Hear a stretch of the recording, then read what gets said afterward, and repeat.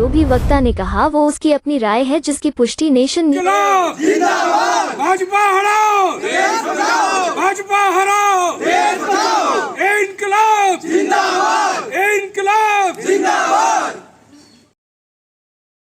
23 मार्च है।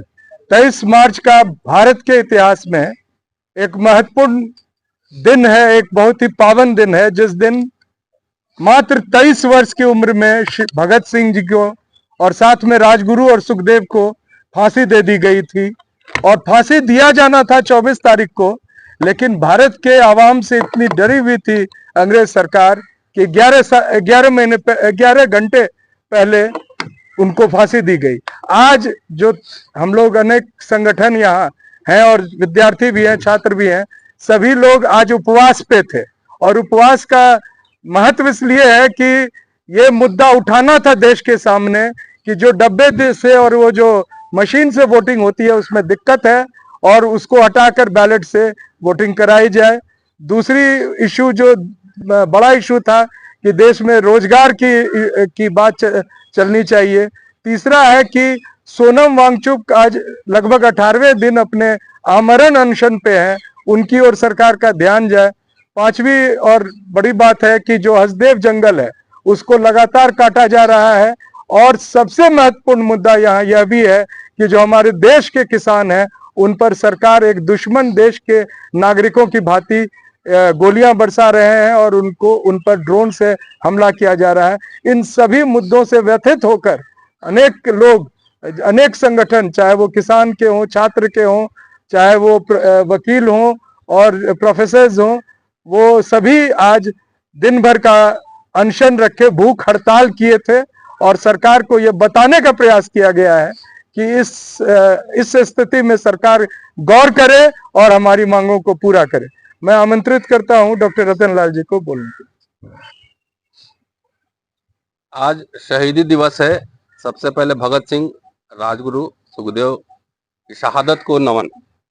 और ये दिन हमें सिर्फ शहादत को याद करने का दिन नहीं है, जोश और जुनून के साथ आरएसएस और भाजपा की जो सरकार है उसको उखाड़ फेंकने का शपथ का दिन भी हम लोगों ने मनाया है। आज ये शपथ दिलाया है लोगों को, और आप लोगों के माध्यम से जितने साथी सुन रहे हैं उनको ये शपथ लेना है कि 10 साल में अगर बीजेपी सरकार ने schedule caste, schedule tribe, minorities, OBC, तमाम ऐसे लोग या जो और पिछड़े वर्ग के लोग हैं उनके हित में कोई काम हुआ है तो पहले 10 साल को आप याद करिए कि 2 करोड़ नौकरी मिली क्या? नहीं मिली।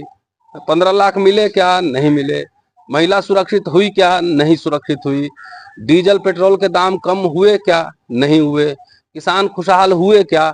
नहीं हुए। किसानों की आमदनी दुगुनी हुई क्या? नहीं हुई। उल्टे किसानों पर पैलेट गन से गोलियां चलाई जा रही हैं और कील ठोके जा रहे हैं।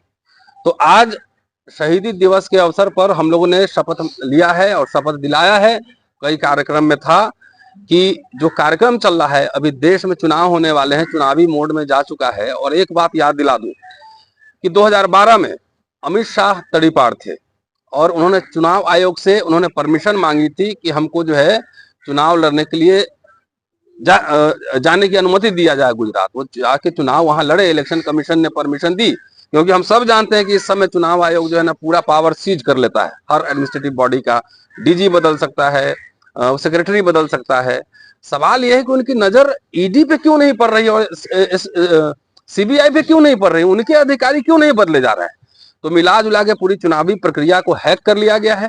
और इसलिए इस अवसर पे हम लोगों ने, छात्रों ने, शिक्षकों ने, प्रोफेशनल्स हैं, सोशल एक्टिविस्ट हैं, सब लोगों ने शपथ लिया है कि अपने बीजेपी या उनके सहयोगियों की ओर से, उनके अपने पिताजी भी खड़े हों, नाते रिश्तेदार खड़े हों, मामा फूफा खड़े हों, चाहे जात के लोग खड़े हों, धर्म के लोग खड़े हों, उनके झांसे में न आइएगा। नेता तो माला माल हो जाएगा। नेता का क्या है, नेता तो माला माल हो जाएगा, उसको मंत्री बनना है, एमएलए एमपी बनना है, लेकिन आप लोग की जो है ना हकमारी हो जाएगी, आपकी कुटाई हो जाएगी। इसलिए कि कोई भी जात, धर्म, नाते रिश्तेदार, परिवार कोई भी अगर हो, भाजपा से और एनडीए अलायंस से उसको हराने का काम करें, अपना पैसा खर्च करके प्रचार करें और ऐसे लोगों को हरवाएं, क्योंकि यह सरकार सारी सार्वजनिक संस्थाएं या तो बेच रही है और नहीं तो सभी संस्थाओं पर आरएसएस का कब्जा हो चुका है। ऐसे लग रहा है कि आरएसएस ने इंडियन रिपब्लिक पे कब्जा कर लिया है, और जो उनके साथ हैं वो सर्फ में धुल जाते हैं, वॉशिंग जो है वो भाजपा वॉशिंग पाउडर में धुल जाते हैं, उनका मशीन भी उनका है, वॉशिंग पाउडर भी उनका है। और जो उनसे डिसएग्रीमेंट कर रहे हैं, नेता की तो बात छोड़ दीजिए, हमारे जैसे जो सोशल एक्टिविस्ट हैं, जो एकेडमिशियन हैं, जो पढ़ने पढ़ाने का काम करते हैं, उनके ऊपर भी मुकदमे डाले जा रहे हैं, उनको भी जेल भेजा जा रहा है। और नेताओं का जो हाल हो रहा है तो आप देख ही रहे हैं, पहले हेमंत सोरेन गए और अब जो है अरविंद केजरीवाल की गिरफ्तारी हो गई है। और जिस तरीके से चुनाव के दरमियान, सुना है प्रधानमंत्री जी भूटान भी गए, उस पर बोलेंगे हमारे साथी प्रबल जी, कि जिस तरीके से चुनाव के दरमियान किसी आम आदमी की गिरफ्तारी नहीं हुई, सिटिंग चीफ मिनिस्टर की गिरफ्तारी हो रही। और ये भी पता लगाना जरूरी है कि भाई जो मुखबिर था वहां पे, अप्रूवर था, उसने इलेक्ट्रॉल बॉन्ड के थ्रू कितना पैसा दिया है सब लोग जान गए हैं कि उन्होंने पैसे दिए हैं। तो ये पूरे मनमानी तानाशाही पे आ गई है। बाबा साहब का संविधान, बाबा साहब के सामने ही हम लोग शपथ ले रहे हैं कि हमारे घर का, हमारा पिताजी तो मेरे है नहीं, लेकिन भाई भी बीजेपी से लड़ेगा तो उसके खिलाफ कैंपेन करने मैं जाऊंगा। ये वो शपथ सबको लेना है, क्योंकि 10 सालों में हम लोगों ने देखा है इनका ओरिजिनल रूप, और 15वें साल में आएंगे तो 2025 में आरएसएस का पूरा जो है पूरा 100 वर्ष पूरे हो रहे हैं। वो हिंदू राष्ट्र नहीं होगा, मनु राष्ट्र होगा। सबसे ज्यादा उसमें कुटाई जो है ना दलितों की, आदिवासियों की, पिछड़ों की होने वाली है। इसलिए अपने हक हकूक, आने वाली पीढ़ी का भविष्य, उसकी सुरक्षा, मान स्वाभिमान को बचाना चाहते हैं, उनके अधिकार को बचाना चाहते हैं। तो जितने साथी सुन रहे हैं इसको ध्यान से सुने और घर में शपथ लें कि जितने रिश्तेदार हो, नाते हो, कोई भी हो, अगर आता है चुनाव में तो उसको हम लोग भगत सिंह, सुखदेव, राजगुरु को याद करते हुए, बाबा साहब को याद करते हुए उसको हराने का काम हम लोग करेंगे। बाबा साहब ने जो संविधान बनाया है उसका पहला ही शब्द है हम भारत के लोग, और वो जानते थे, उन्होंने लिखा है किसी संविधान का इस्तेमाल करके कोई ना कोई तानाशाह देश के हुकूमत में बैठ जाएगा। वही हुआ, इसलिए उन्होंने हम भारत के लोग इसलिए लिखा था कि ऐसे जब आएंगे तानाशाह आपके यहाँ पर, आपके पूरे डेमोक्रेटिक इंस्टीट्यूशन को खत्म करेंगे, तो हम भारत के लोग अपने अपने वोट का इस्तेमाल करो और इसके खिलाफ प्रचार करो। अब मशीन और डब्बा का जो हेरा फेरी है उसका तो मुखालफत चलते रहेगा, लेकिन इतना बल्क में वोट करो एक जगह, उसके खिलाफ जो भी जीतने वाला कैंडिडेट हो, इतना